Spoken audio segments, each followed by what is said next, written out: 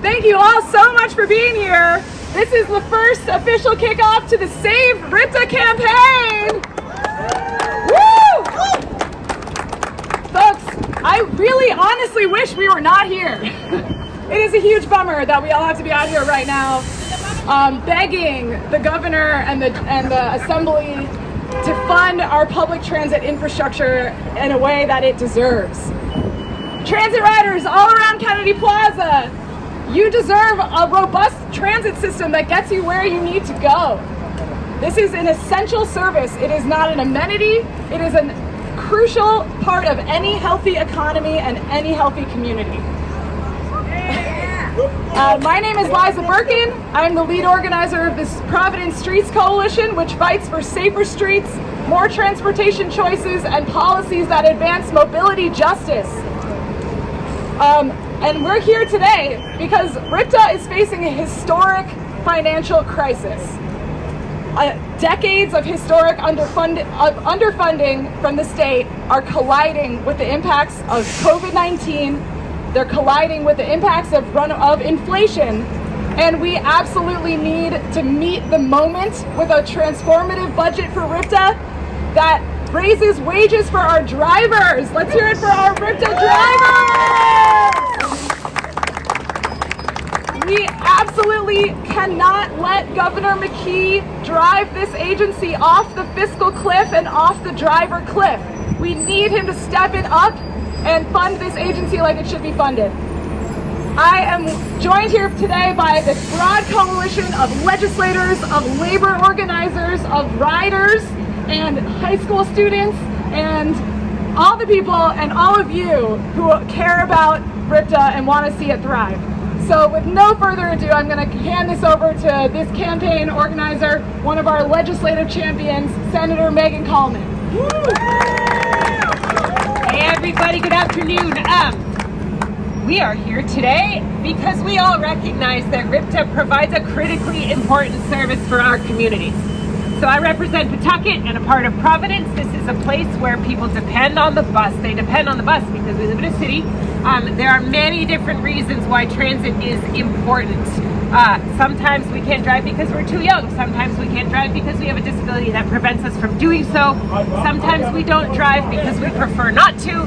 Sometimes we don't drive because driving is very expensive. Whatever the reason, all of us should be able to convey ourselves safely and efficiently and quickly around the state. Rhode Island's a really little place, right? We should be able to get from one end to another.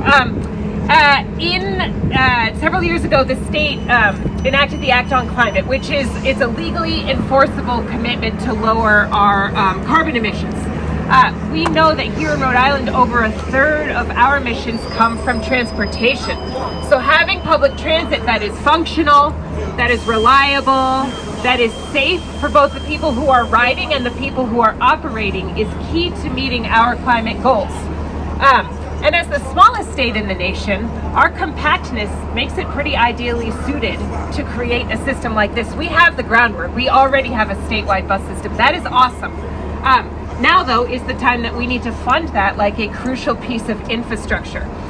If we don't put any money into it, we're going to have a real problem. We're going to see cuts in service. We're going to see already overburdened drivers being more overburdened still. Transit can be the superhero of the state, expanding quality of life. It can help us create a more a more livable community, more livable cities. And the only way RIPTA is going to be able to do what we want and we need it to do is by funding it seriously, which means that we fund it every year. It means that there should be money in the budget from a consistent source of funding so that we're not scrambling like this every 2 or 3 years. It means that we treat it like a serious piece of infrastructure, like something that we value.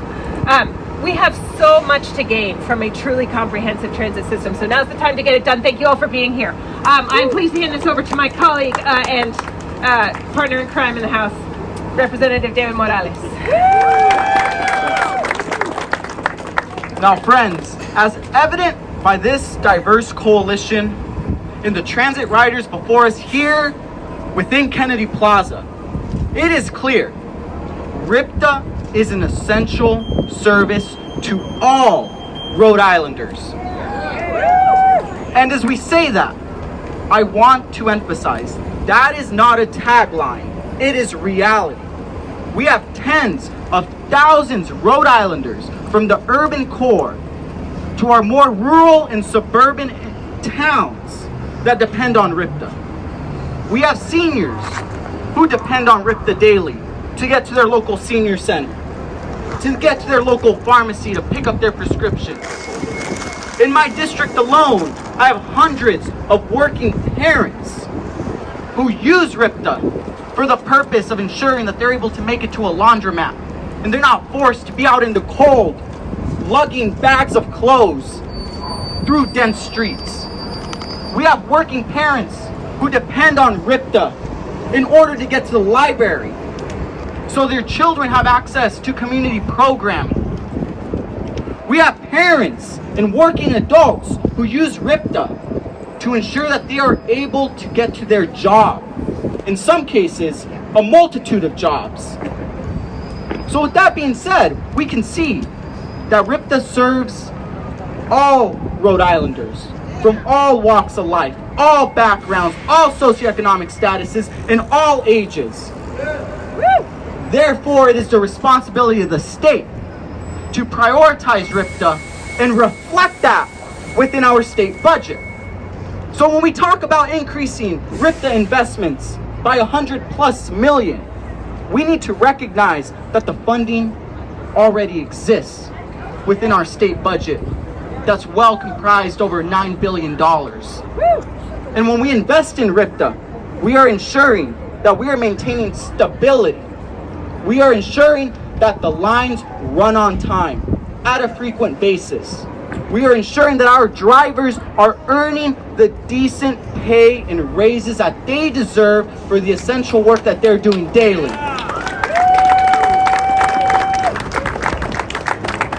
And as much as we want to prioritize RIPTA being operational, we should also aspire to have a stronger public transportation system.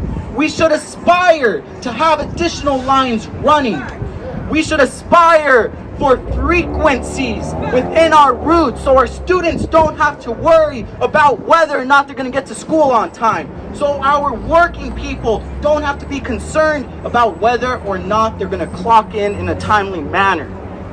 But this can only be done if and when we organize, which is why it is so important that we continue to show up to not only address and acknowledge the issue, but demand results. Demand that this upcoming year, within the legislature, the governor's office, and the General Assembly fund RIPTA to the degrees that it needs to be invested in, so all of us can depend on the Rhode Island Public Transportation Authority and the essential services they provide to us. Thank you.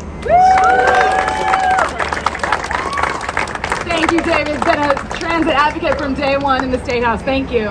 Next up, we're going to hear from Senator Victoria Gu. All right, thank you everyone for being here. My name is Victoria Gu. I'm the state senator for District 38, Westerly, and parts of Charleston and South Kingstown. Transit is near and dear to my heart because I used it to get to and from college.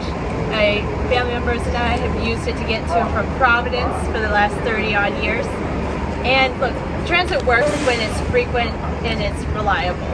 There are many areas, including parts of my district, that are transit deserts. And I've had people in the last 11 months since I've gone to office, I've had many people reach out to me saying that they had to turn down a job, maybe a job in Providence, or limit their job search severely because of lack of access to a car. And this is something that we can reverse by fully funding our transit system, by supporting our bus drivers and making sure that we're moving forward and making sure that we are addressing our climate crisis. So thank you so much for everyone, and thank you to all the advocates and our legislative partners. Let's get it done this year.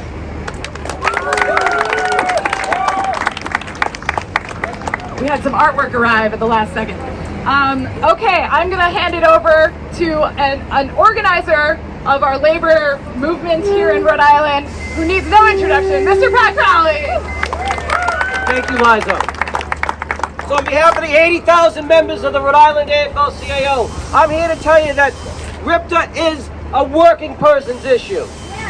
There are thousands of people that depend on RIPTA every single day to get to work. And unless RIPTA is fully funded, that means people can't do their jobs. That means lost wages. That means lost tax revenue. That's why RIPTA is a worker's issue.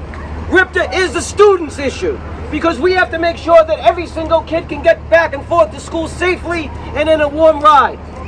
RIPTA is a senior issue, because as senior citizens need to have a safe transportation to get around this state. RIPTA is an environmental issue, because unless we fully fund RIPTA, we're not going to meet the goals of the Act on Climate. And damn it, we've got to make sure that we hit those goals, and RIPTA is a key component of it.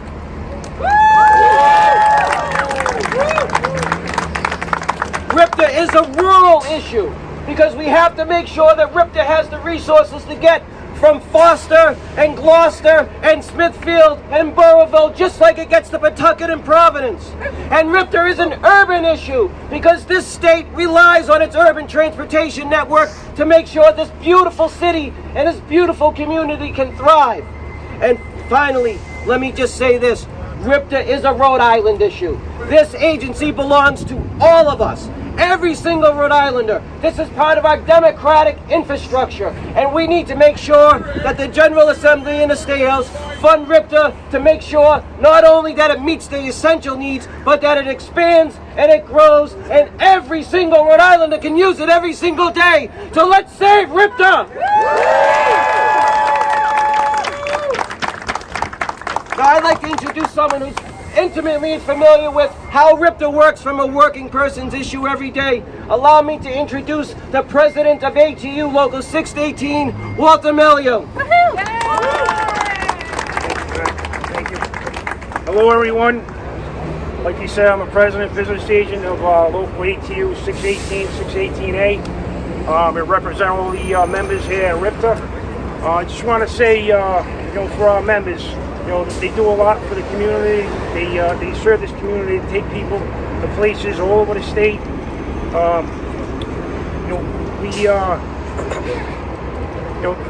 They do these things with limited time, I'm sorry. Closer to the mouth, yeah. Is it going out? I'm sorry. All right, so they do this with limited time. They have very few breaks. Excuse me, I'm sorry. So this puts a mental and physical strain on them, okay? So what we need more. It's on. Is it on? All right, I'm sorry. Closer now, yeah. All right. So we have approximately 40 vacancies at the agency.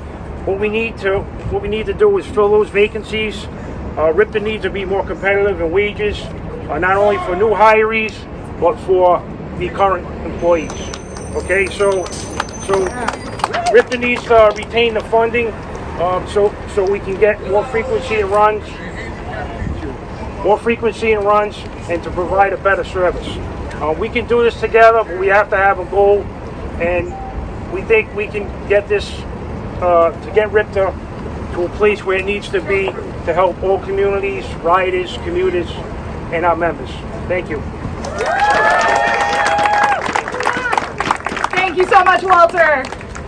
As Walter was saying, the well-being of our drivers is inextricably linked to the well-being of the riders. That's why we're up here together presenting a united front, saying that we need $110 million in the state budget this year to achieve the goals of raising driver wages, of implementing the transit master plan, and of averting the fiscal cliff.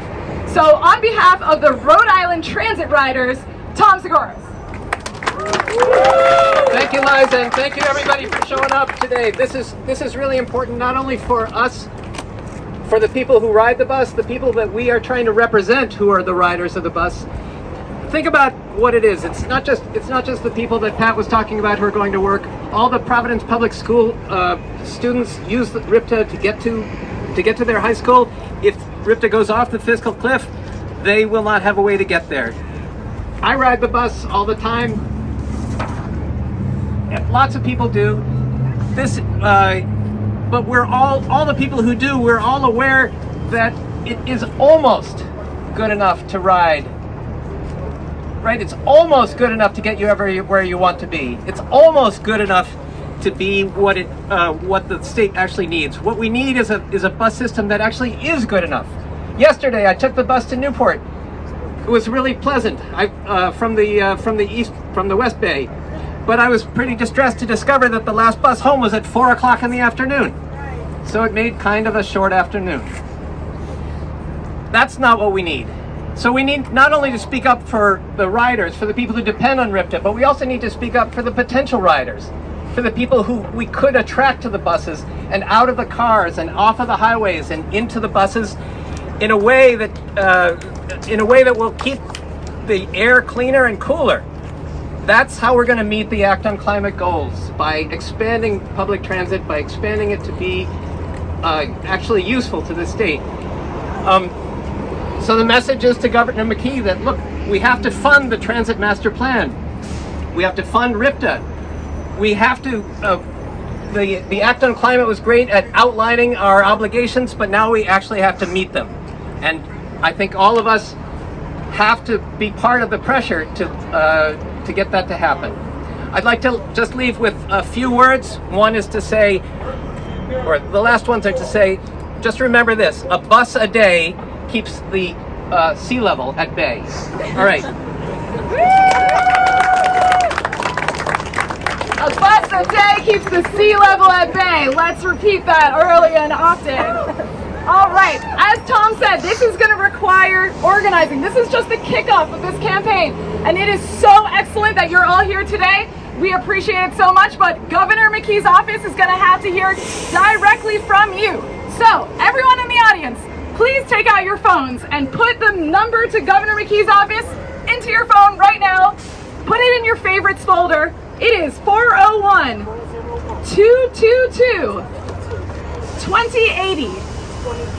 And please call often and tell the governor that we must save RIPTA. 222. Okay, 401. Obviously. 401-222-2080. All right, thank you so much. Next up, we're going to hear from an incredible community organization that fights for our working families. Give it up for Jonathan and Michelle from Progreso Latino.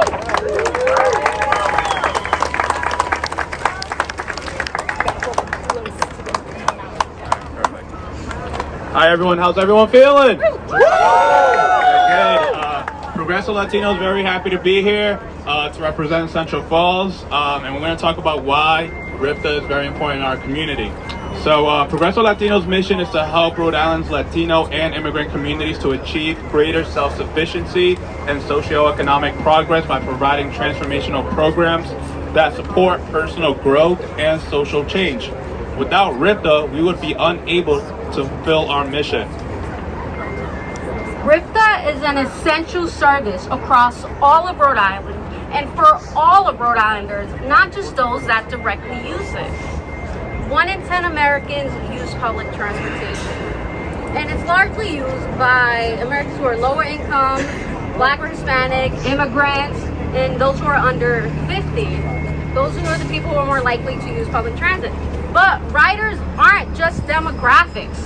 They're people with families and lives that may depend on RIPTA to make it to that medical appointment for their child, to get to work, to put food on the table for their family, to take that English class, to better their lives and further their education. Many of our students, both adult and youth, rely on public transportation. A lot of the families we serve at our food pantry, and we get over 300 people each week, rely on public transportation to pick up the food that they will survive for each week.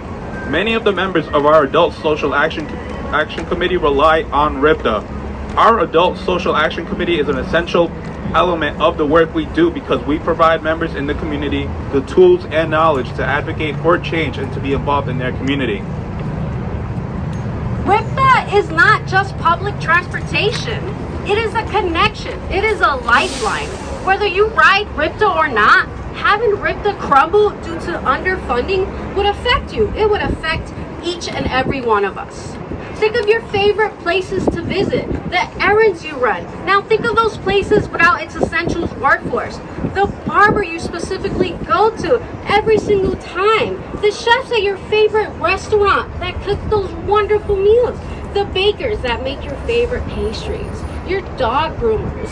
The workers at grocery stores who stock the shelves. Your banker and even your nurses. In our community of Central Falls, we have a quote that I would like to share. Es igual de importante el viaje que el destino. As it translates, the journey is just as important as the destination. So please, next time you are using RIPTA, it is important to value and reflect on the process that allowed you to get from point A to point E, from one destination to another, and how it plays a positive impact in other aspects of your life. Thank you. The workforce that RIPTA supports is the lifeblood of Rhode Island and the students, our future. Let's invest in people.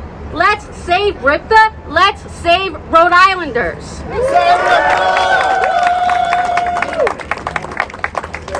Okay, thank you all for staying with us. We have one more speaker today. As you may probably know, RIPTA not only serves the entire state, but also serves the high school students of Providence. And it is a crucial service to get our students to school on time. And so representing the Providence Student Union, Dexter Vincent. Thank you everybody for being here today. My name is Dexter Vincent. I'm a senior at Classical High School and the co-director for the leadership team at PSU. For anyone unfamiliar with Providence Student Union, we are a youth-led nonprofit organization centering on uplifting the voices of Providence Public School District students through community and awareness-building events and protest actions. RIPTA provides an essential service to thousands of students in and around Providence. Public transportation not only allows high school and college students alike to ride to and from school, but also lets them exercise healthy independence, explore new places, and engage in extracurricular and professional activities. The majority of youth staff at PSU use RIPTA as their primary mode of transportation. Often we hold meetings that run late, sometimes past 6. My colleagues and I have parents who also work late and who are not able to be our taxi service, so we take the bus. I have peace of mind in the fact that if I show up to my stop at an hour before 7, there will be a bus to take me home within 5 or 10 minutes. But that reliability of service, which I take for granted, is at risk now, because both buses I take regularly, the 20 and the 22, will run significantly less frequently, as RIPTA is not given the funding it needs. The loss in service will affect all riders. According to RIPTA's report on the fiscal cliff, 32 of the agency's 59 routes will be eliminated or reduced in service, and the rest will no longer run on Sundays or holidays. This Tuesday, we held a workshop informing students about the RIPTA fiscal cliff. Of the participants, all but one rode the bus as their primary mode of transportation. When I asked what had drawn them to the workshop, they all affirmed their dependency on public transportation. One student mentioned that his grandmother, who was elderly and would have no means of transportation without reliable RIPTA service. Another cited their free access to RIPTA as a student and how reductions in service would jeopardize their ability to get to school. Students in Providence and we at PSU see saving RIPTA as paramount, but we also see this as an opportunity to demand much needed investments in additional transit service. So many of my friends who live in the outer parts of Providence rely on buses which specifically serve Classical. These buses leave only right after school. However, so if a student wants to grab a coffee at White Electric or participate in an after-school club, infrequent buses and difficulty transferring to other buses forces them to arrange other transportation, often involving a car. If only RIPTA had additional funds, they could increase frequency or even add more crosstown routes similar to the R line, which would allow much easier transportation for students as well as the whole population. This sort of investment is an upward cycle as opposed to a downward one. Better service makes public transportation a more competitive option for commuters, which generates more fare revenue, which in turn RIPTA can use to improve service, and so on and so forth. Transit investment is also climate action. By attracting more riders, RIPTA is taking cars off the road, which is the simplest way to cut carbon emissions from Rhode Island's largest emitting sector. Providence Student Union is proud to stand in solidarity with the broad coalition demanding that Governor McKee and the RI General Assembly fully fund RIPTA. Investment in public transportation is investment in our education, our environment, and our future. Thank you, thank you. Okay, I lied. We have one more amazing speaker. Other than public transit, I think one of our most important community infrastructure is our public libraries, and they go hand in hand because so many people who go to the public libraries rely on transit to get there. So from the Community Libraries of Providence, give it up for Cheryl Space! Good afternoon, everyone. I am Cheryl Space. I'm the director of the Community Libraries, which are 9 libraries around the city. I'm very proud to be standing here today with so many advocates of fully funding RIPTA, as well as equitable, sustainable transportation for our city and state. I'm here representing not only myself, but our staff, our board, and our patrons. At the community libraries, we strive to provide the highest quality, relevant programming at no cost to our neighbors. We are fully invested in being spaces that are inclusive and welcoming, clean, safe, warm when it's cold outside, and cool when it's warm outside. We love our city, and we strive each day to make living in Providence better and to make its residents proud, to level the playing field and to treat each person with dignity and respect. And people deserve to be able to connect to everything our city and state has to offer: jobs, food, religious communities, social events, recreation, and the free services that are at our public libraries. RIPTA can do that. Most of our patrons arrive at the library on foot, bicycle, or bus. We want our children to be able to arrive safely at our doorsteps after school without dodging so many cars. We want our seniors, like our beloved Abuelitos Club, to have a safe transit option to the library with others, to participate in crafts, digital skills, health programs, and social connection. We want our residents experiencing housing insecurity to be able to travel safely to our libraries, which serve as resource-rich heating and cooling centers. Like public libraries, reliable, safe, temperature-controlled RIPTA buses help to level the playing field for Providence residents. It is essential that we advocate for a more sustainable, safe, climate-friendly transportation system that will link our neighborhoods and towns and allow all Rhode Islanders to access everything they need for daily living. We want to give everyone a seat at the table, and a seat on the bus will help us all arrive together. Thank you. Wow, y'all, the energy here is magical. When I say save, you say RIPTA. Save. RIPTA. Save. RIPTA. When I say fund, you say transit. Fund. Transit. Fund. Transit. When I say climate, you say action. Climate. Action. Climate. Action. Yes. Thank you. All right, y'all, this is just the beginning. We're going to need to see this campaign all the way through the legislative session. So stay with us. Find us on social media, Providence Streets, Rhode Island Transit Riders. Sign up for our emails. Look at it. Do the Save RIPTA hashtags, all the things, and stay with us. And we thank you so much for being here.